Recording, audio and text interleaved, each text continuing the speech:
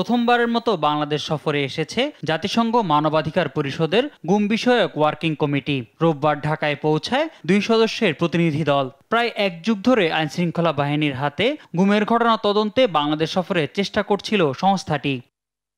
সফরের প্রথম দিন সকালে সচিবালয়ে আইন উপদেষ্টার সঙ্গে বৈঠক করে ওয়ার্কিং গ্রুপের ভাইস চেয়ার গ্রাজিনা বারানোস্কা এবং আনা লোরেল ডেলগাদিলো পেরেজ।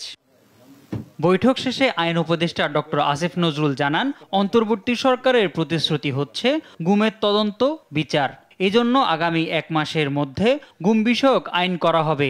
এর অধীনে একটি শক্তিশালী গুম বিষয়ক কমিশন করবে সরকার।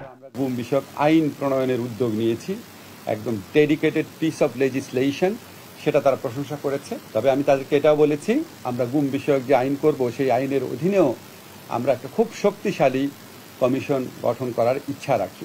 তিনি জানান, বাংলাদেশে কিছু কার্যক্রমের প্রশংসা করেছে প্রতিনিধি দল। আইন প্রণয়ন ও গুম বিষয়ক তদন্ত কমিশন গঠনকে স্বাগত জানিয়েছে তারা আমাদের কিছু কার্যক্রমের প্রশংসা করেছে।